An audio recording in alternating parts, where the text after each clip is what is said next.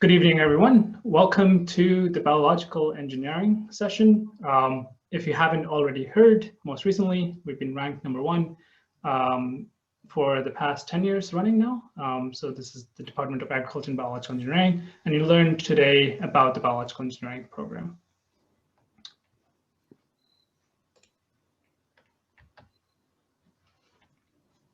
Our goal really is to solve global problems, and I'll talk to you about how the program tries to address this goal. So I am Dr. Mohit Verma. I'm an assistant professor in the Agriculture and Biological Engineering department, focused on biological engineering.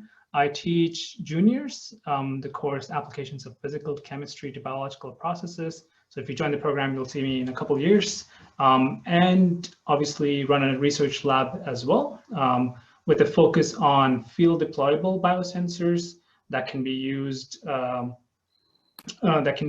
in different scenarios, and as well as microbiome and soft devices. I also have with me over here Dr. Kevin Solomon. Dr. Solomon, if you want to say hi and a couple words. You're muted right now. Yes, I was indeed muted. Hi, I'm Dr. Kevin Solomon. I am also in biological engineering. I teach the seniors cellular and biomolecular design principles, as well as synthetic biology. And my research is mostly centered around how do we re-engineer organisms for a variety of applications. So whether that's deconstructing plants to make sustainable bioenergy, building that back up into a variety of fuels and chemicals and other compounds. My lab does many of these things. And we also have Dr. McMillan with us today. Hi everyone, my name is Dr. Sarah McMillan. I am an associate professor. I teach in our environmental natural resources engineering. Some of you may have seen me last week, but I also am part of the bioenvironmental component and concentration within biological engineering. Some of the courses I teach are listed here. Ecological restoration engineering and soil microbiology are courses that you might be interested in. And there's some areas of research. I do a lot of both lab scale research on microbial processes, as well as field research to kind of validate those in real fields, places like wetlands and rivers and things like that. We also have our AB ambassadors joining in. Eli, if you want to jump on. And yeah, sure. Hi, I'm Elijah Klein. I am a senior in biological engineering with a focus in cellular and biomolecular. I'm from Indianapolis, Indiana. So big things that I've done while at ABE is last summer I did a remote internship with Elanco doing bacteriology and virology research. That was a lot of fun. And then future plans, I want to end up going to graduate school for process engineering or biotechnology. So got a more school ahead of me. And we have Jacob. Hi, I'm Jacob Renfro. I am a junior, well, actually I'm a senior now. I forgot to update that, in biological engineering. I don't have a concentration because I want to go to medical school, so I had to drop the concentration to focus on med school oriented classes. My campus involvements look a little blank next to Eli's, but I'm a member of Alpha Epsilon. I've been a member of ASABE, which is the American Society of Agriculture and Biological Engineers. Like I said, I want to go to medical school, so towards that end, I've also been working at a hospital for the past 2 years. And Marina. Hi, my name is Marina. I'm also a senior in biological engineering, and I'm in the cellular and biomolecular concentration from Phoenix, Arizona. So the main thing that I've been able to do with kind of my ABE experience is I've worked for both national labs and for industry doing research. So that's something I've really enjoyed. I worked at Eli Lilly and Company this last summer and was actually able to go into a lab and help develop protein structures to aid in drug design. So that was really cool. And prior to that, I've worked at the USDA. Future plans, I really want to get a PhD in bioengineering, so continue my education after undergrad. Nice. So you've already gotten a flavor of all the different things you can experience, and we'll dive a little bit deeper into that. Within the Agriculture and Biological Engineering department, there are three majors on the engineering side. Today we will focus on biological engineering, but there are other sessions that are held for agriculture engineering and environmental and natural resources engineering. To introduce agriculture and biological engineering, we'll look at this video.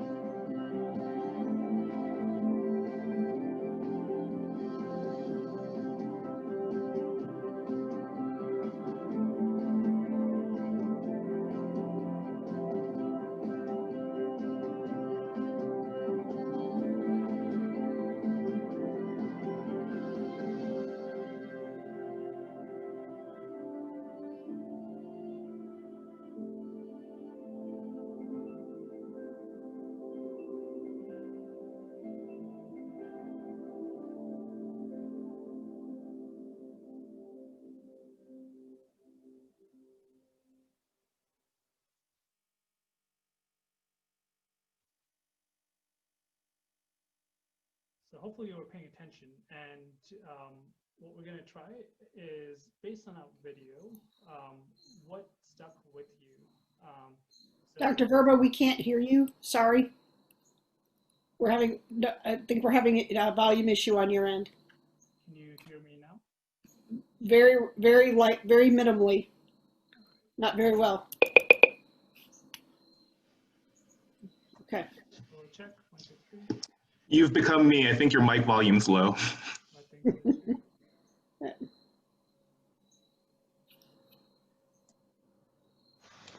You can hear me now? That's great. Perfect. Thank you. Thanks, Lori. After. Let's go back. All right. So if you could jump on to the link on here or in the QR code and type out 1 or 2 words that stuck with you from the video that we just watched about who is an agriculture and biological engineer. And we'll take 90 seconds to do that.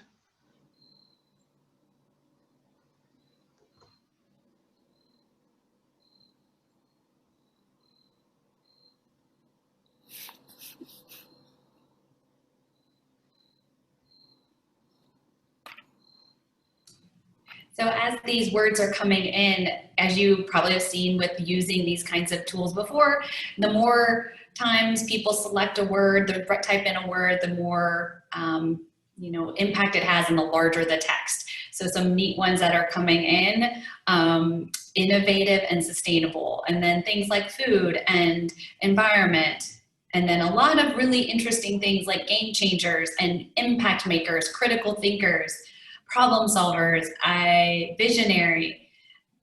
These are pretty inspiring. I'm pretty jazzed about the things that you guys are picking up. That's really great. And Dr. Verma, whenever you're ready, you can take over and share your screen again. And that is perfect. So you actually have a pretty good feeling about what ABEs do. Innovation is actually a big part. Sustainability is a big part.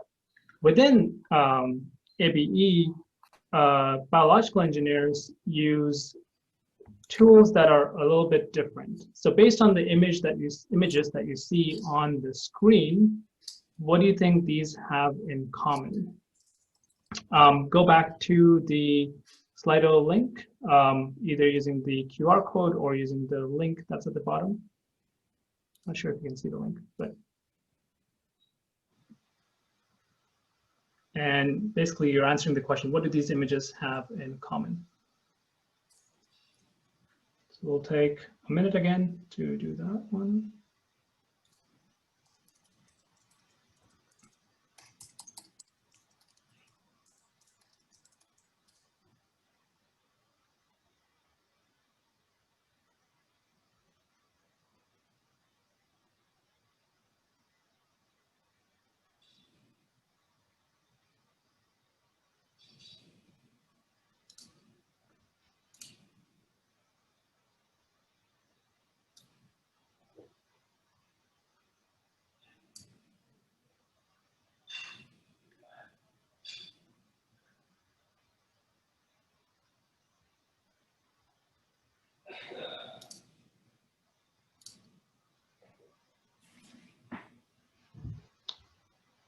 All right, so a lot of people are talking about there's chemicals involved, which is true. Biological engineering, well, that's in the title, so that's good. People read the title. Products, yes, that is also true. Let's see, engineered is correct.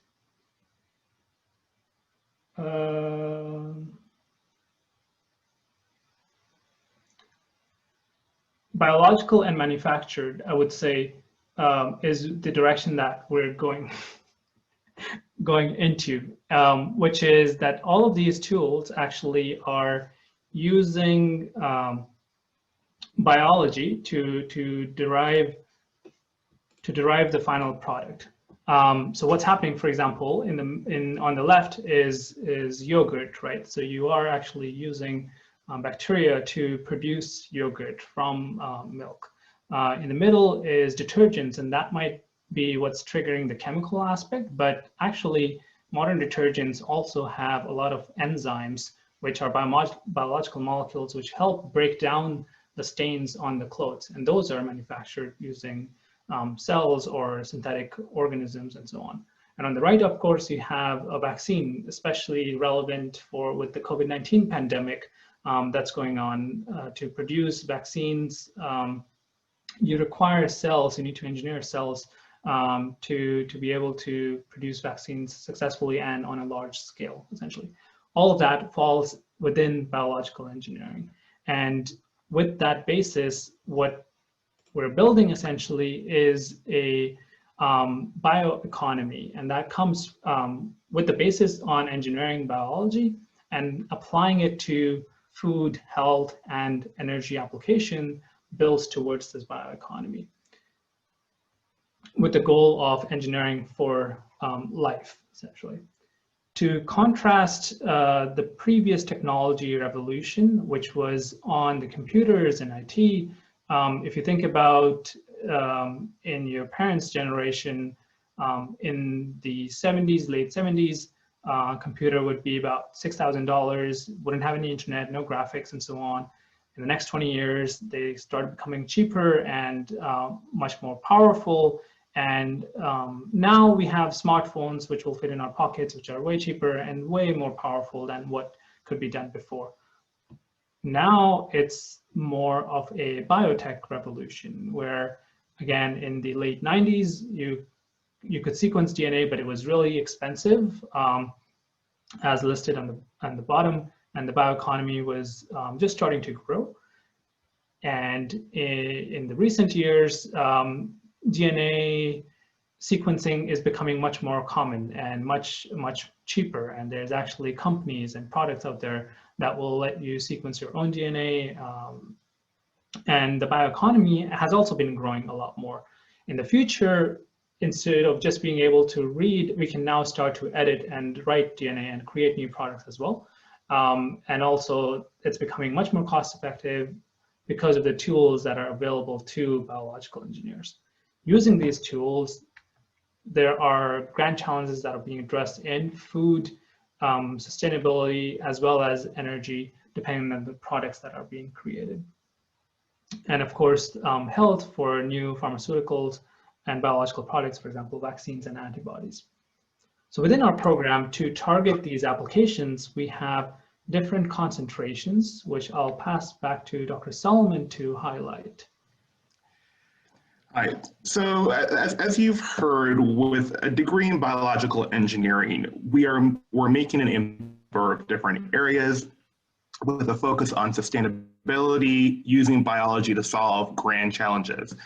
And depending on your interests, we have different concentrations that align with those values. And so to kind of better illustrate what these concentrations are, I've provided a couple of examples. And so I'll describe this from the context of biomanufacturing.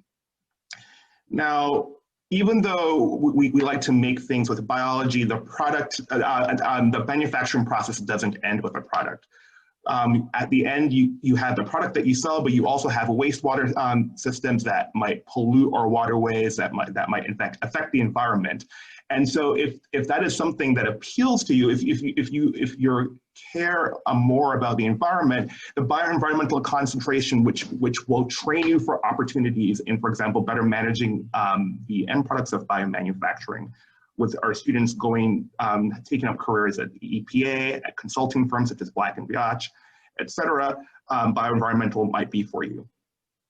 If your interest aligns more with the upstream, so you're more interested in the cellular aspects of biology, the things that we use to either make products or catalyze a certain part of the process. So recall from the examples that sometimes we don't use cells, but we use enzymes to make detergents. Cellular and biomolecular engineering might appeal to you, and people are even now thinking about making designer organisms to make things that are not natural. So people are talking about making bacteria to make cannabinoids for medical applications, and biological engineers are part of designing those microbial platforms. If you're more interested, for example, in the foods, the properties of said things, as well as like the actual, the steel, the machinery that goes into the manufacturing of these things, then food and bioprocessing engineering might be for you, and our graduates go on to careers at Kraft, ADM, and other large manufacturing companies. Of course, if you're interested in pharmaceutical process engineering, so if you're interested in making vaccines, protein drugs such as insulin, et cetera, the pharma option might be for you. And if all of these things appeal to you and you can't decide, there's an option to take no concentration where essentially you'll be able to take classes from any of these concentrations. Next slide. And so hopefully you can see no matter what concentration you choose, at the end of the day, you'll have a very strong engineering base that you can use to go forward in any career. And so, for example, you'll take classes such as calculus, chemistry. You will learn about thermodynamics, heat and mass transfer. These are very classical engineering topics that apply across many disciplines and fields. And as you can see, for the different concentrations, we've highlighted some of the classes that make them unique. So for example, the bioenvironmental engineering, there are classes in soil science and water resource engineering. In the cellular and biomolecular, there's classes in biotechnology and so on and so forth. And even though we do not actually offer a concentration in pre-med, hopefully you can see that many of the requirements for pre-med students such as biochemistry, biology, those classes are already baked into the ABE, the biological engineering curriculum. And so with some minor changes, just like Jacob, you can prepare yourself for medical school while getting a very strong biological engineering degree. Next slide. And while you're doing that, know that your classes all involve practical hands-on aspects. So not only are you reading these things abstractly in a book, but you're actually going out and practicing these things. And so, for example, in the bioenvironmental option, there is a class where you actually do field work. You go out to streams and other water features to take measurements and understand more about the different processes that happen in these locations to better manage them for safety. Within the cellular and biomolecular engineering program, there is a biotechnology lab where you actually isolate and study bacteriophages, which are viruses that can infect bacteria. And in this case, students are looking at viruses that can potentially be used to treat TB. Within many of our concentrations, there's a class on electronic systems. And so, for example, for the process engineer and many of the sensors, et cetera, they are all electrical in nature. And so students have the opportunity to actually physically design and build these things. And of course, if you're interested in pharmaceutical engineering, there's a class that's offered by the industrial pharmacy department, where students actually learn about the large-scale manufacturing processes that go into making insulin and other things. Thank you. And of course, you get all of that in the top ABE department. There's a number of reasons that we've been at the top, and some of them are listed right up here, which you'll see is the type of research that goes on at ABE is on the cutting edge, and it looks at a variety of different scales, ranging from molecular to environment. The alumni go and end up being very successful and impactful in the form of either working at different companies or starting different companies. There is a big data revolution that we are part of in improving agriculture, building sustainable products, as well as competing for different types of innovative competitions. Also, as undergrads, you get many opportunities for research and participation in many of these competitions. And of course, a lot of the award-winning faculty. In addition, we like to invest in facilities and the students, right? So there is a brand new building coming up for ABE. It will be opening very soon in December, and you all will be having classes in this building once it's open. That's what the building looks like, and what it does is it adds 5 stories of lab and classroom space to the existing building, which is in the back over here. This is all brand new in the front. So in addition to infrastructure, ABE also gives out scholarships in the order of around $145,000 annually, and about 24,000 of them went to sophomores in ABE. And although it is the best program out there, the environment itself is very collaborative and welcoming, as Dr. McMillan will share. Sure. So all of those things are pretty exciting ways in which we, faculty, our students, our research staff, alumni engage in ways that make us #1 and have been for a long time. But this is a very humbling acknowledgement and recognition, and one that we strive and create this space where everyone can be successful. So I think it's really important, as all of us do, to emphasize that as one of the smaller schools that you'll get to see during these Exploring Your Major sessions, we have a really engaged faculty who have the opportunity to get to know you. So we teach courses that are quite small and sometimes, and we have faculty advising for every student that comes in. You get advised by our wonderful staff who know the program programs and the plans of study and all the ins and outs of the things you need to do. But then you get to meet with faculty who really get to know you and get to know your goals and what you want to achieve and help you advise you on those. Should I do this study abroad, or should I do this course, or should I take this internship, or what should I do while I'm doing these things? Because it is a tough landscape to navigate. We want to help you through that. So also what's really great about our department, and the students can attest to this a little more, is that we are in both the colleges of agriculture and engineering. And what that means is that we can have experiences for students that allow them to look to both colleges for scholarships, look to both colleges for alumni connections, look to both colleges for career fairs and internship opportunities. So this is an incredibly unique benefit that we find really something that is maybe overlooked a little bit, but our students, once they're here, really value, and they recognize that it's a really great piece of and a value from our department. And with that, I think I'll turn it back over to Mo. And that's a great segue to talk about the different experiences that the students get to have. Jacob, would you like to share a few that you've had as a part of maybe? Yeah, so obviously I'm in ambassadors, and through ambassadors we get to get leadership experience. We get to take people on tours, learn more about our major, so we can better inform you guys about it.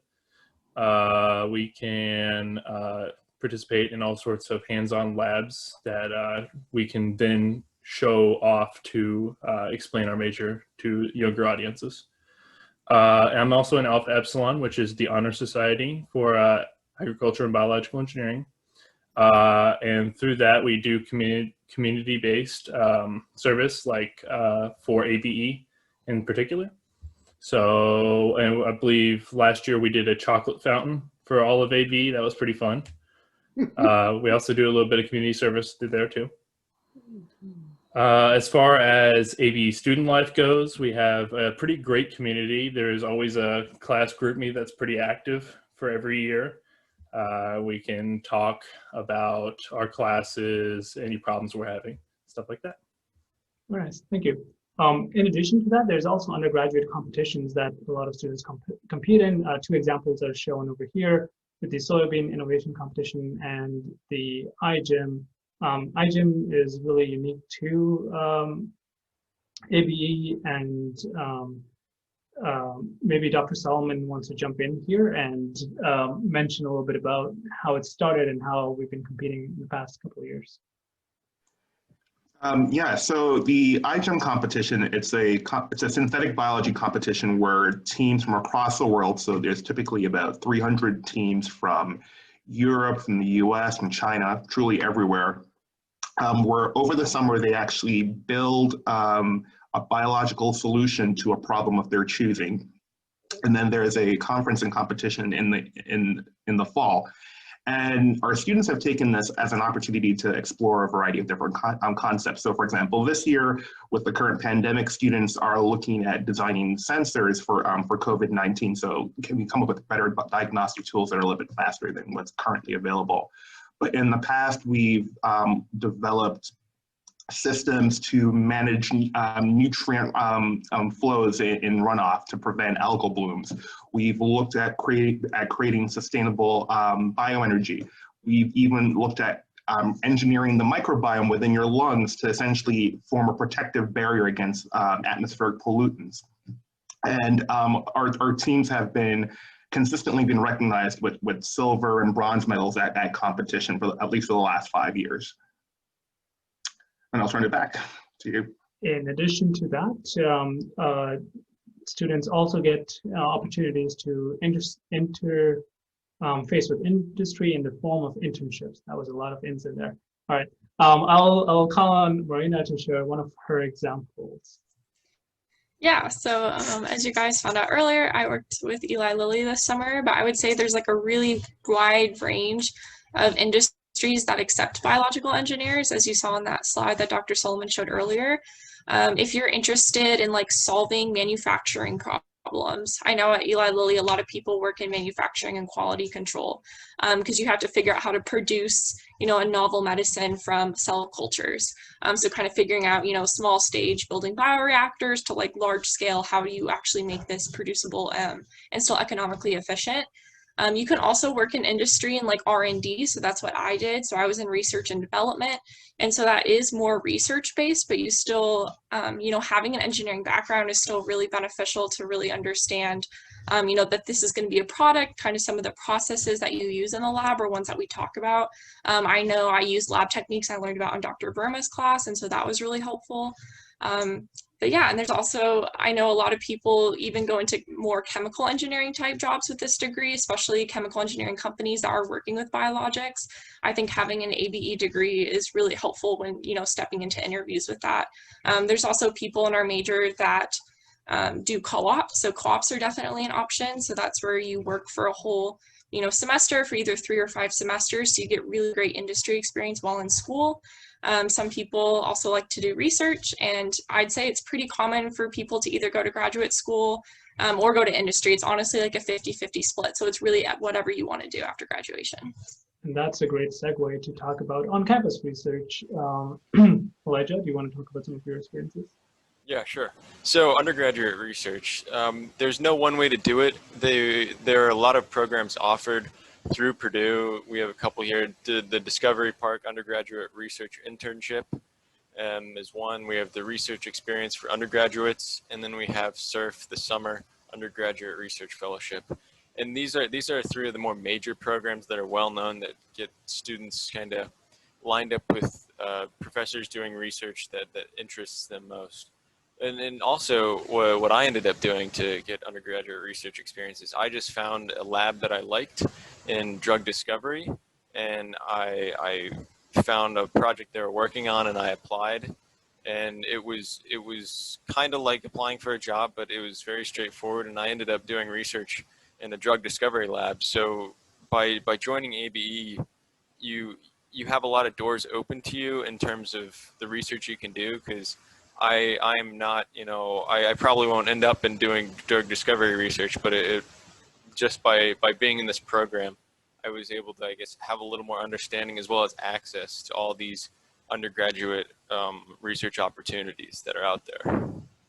And the programs that Elijah mentioned are usually held over the summer, but even throughout the semester, you can get involved in research in the form of research credits. So all the faculty on here, usually we invite undergrads in our labs, and they go through the experience of, okay, how do you design the experiment? How do you go out and conduct it? And they become fairly independent as they spend more time doing research. And the most exciting part about research is really you're trying to do something that no one else has done, right? So you're trying to come up with something new. If that excites you, there's definitely multiple opportunities within the department. So aside from on campus, we can also go around the world, as Dr. Solomon will share about his most recent trips. Yeah, and so as a student in ABE, there are many opportunities for you to travel globally. Obviously not this year, but in future years, there'll be many more opportunities. And so, for example, a new offering that we have for our juniors is actually is a class to Germany, where during May semester, there's an intensive 2-week trip across the country to wastewater treatment plants, breweries, pharmaceutical companies, to see how biological engineering applies. How do we use these industrial fermentation technologies to make a wide range of products? And as has also been alluded to earlier, because you are in both the colleges of engineering and agriculture, you have access to all the study abroad programs that are available in both colleges. And so, for example, the College of Engineering has several different projects, some of them through the Global Engineering Office, while Ag has other opportunities, some of them more fun. So for example, during spring break, there's a trip to Ireland, there are trips over Christmas to Costa Rica and Cuba, as well as the opportunity to do research. But all of these opportunities, in addition to exposing you to a wide range of cultures, they actually count towards your major. So for example, the Germany opportunities is three credits towards your degree, and counts as one of the selectives that you have available to you. So there are many opportunities and funding to do it too. So there's a lot of options outside of that to get involved.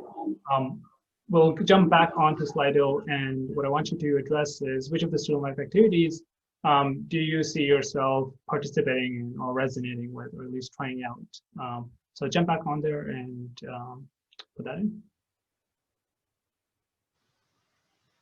We'll spend 90 seconds.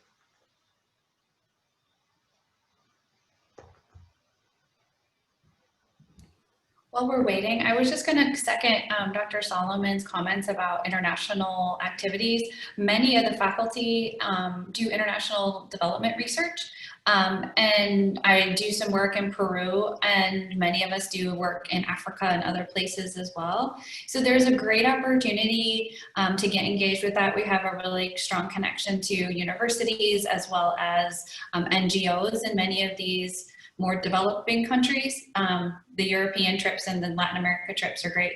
And there are also opportunities if you're interested in gaining research experience to come and check out some of those opportunities as well.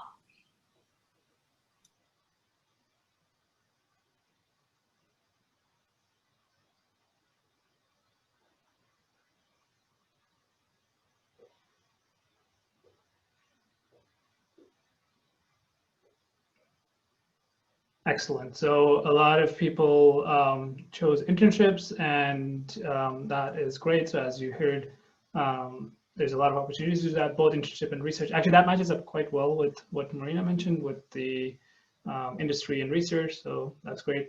And study abroad and student club seems to resonate as well. So very good. All right.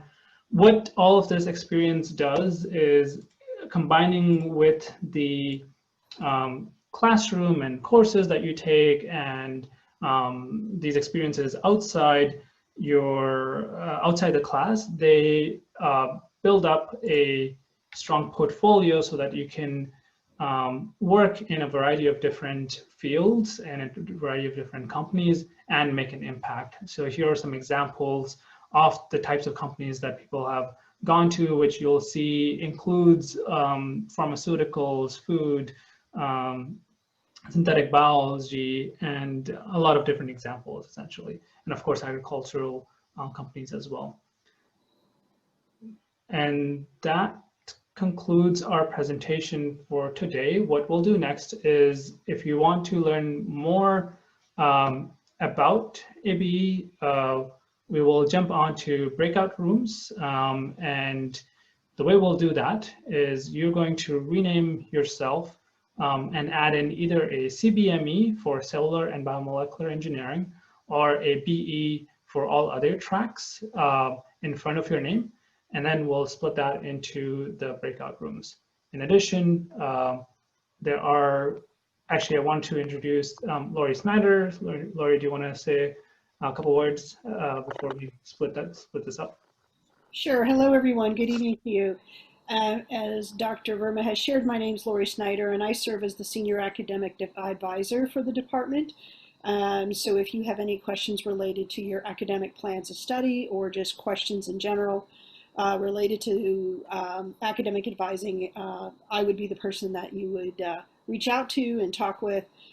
Throughout this year, you will be receiving emails from me about invitations to come to various events that we hope to host here, and for any additional information you'd like to find out about regarding EVE. So. And that's where they can also fill out this Qualtrics survey for that. Is that right, Laurie? Right. So the second thing is to share with you all, we'd like you, if you'd like additional information and to get placed onto our list so we can get in touch with you throughout the semester, if you just scan this Qualtrics here on the slide and fill in the information, we would appreciate that. That would be fantastic. All right, sounds good. I'm not sure who this is, but okay. So please, please put your names, rename yourself so that we can split you into So that we can split into breakout rooms, and that's a good place to ask questions. Faculty will be present, masters will be present, and be able to answer your questions in smaller groups. Okay. So if you want to, Dr. Verma or Dr. McMillan, real minor questions. If somebody to the whole group, if you want to do that now. Mainly, so one question is, could we share a little bit more of where our new building is located? I can answer that, or if you'd like to. Go ahead, Lori. Yeah. So students, our building is located, the address is actually 225 South University Street. So it's on the other side of State Street. So if you are over near, say, the Union, you would cross the street there and head down towards University, and you will see the new building going up. As we talked about, it's just about ready. You will also be the first class that will be taking courses in the brand new building for the spring semester. So, okay. All right, I think that's the one of the main questions. The other ones we just answered. So let's go ahead and put them in their breakout groups. All right, sounds good. Dr. Solomon and Dr. McMillan, how do we want to split this?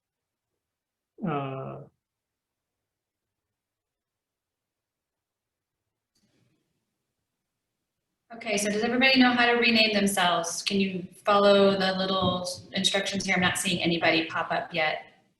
There's a bunch now at the bottom. Okay, good. There's a bunch, and there are a handful of people. Could you put your indication before your name and not after your name, just so we can capture it more easily?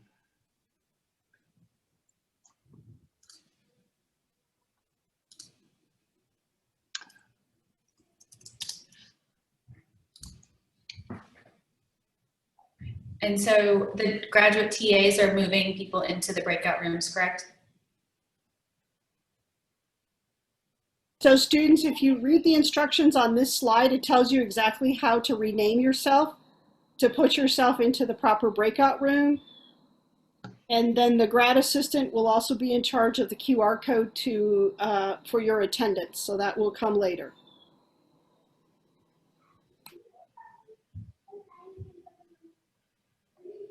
So I think we can go ahead and start moving them into the rooms, no? Yes. Yes. Dr. McMillan, do you want to go to the BE? Yeah, I just stuck the little thing in front of my name. Oh, yes. I don't have ability to move people. Yeah, I don't know who has. The host should. The GTA only has it.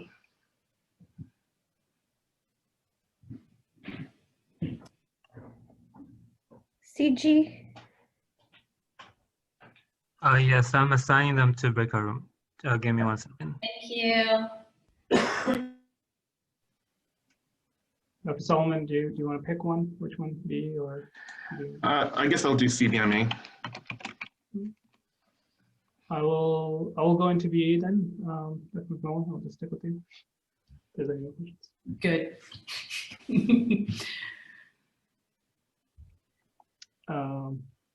Let me change my name too. Eli and Jacob, would one of you guys want to come to the BE side, and then one of you can, since there's 3 of you, can be either one, can do the other one. I'm down with whatever. Just point. Okay, it looks like Pick one, as long as all 3 of you are not the same. Okay. yes, exactly. Well, I think if you just pick your actual concentration, it will work out. Yep. And I'll remain follow-up questions. So Perfect. How do we get back to this room? And is that? he'll have to put you back into the main room. What's the time? How much time do we have? At least 10 minutes. Okay. It's 7:47 right now. Okay. There isn't really a time limit. It's how you would like to. I think let's spend 10 minutes and then we'll just come back. 10 minutes is good. We have not sent anyone to a breakout room yet, so hang tight for another minute.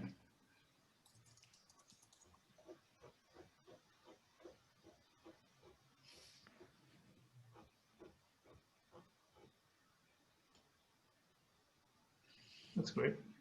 There's a lot of people. Yeah, it's a lot of people to manually sort.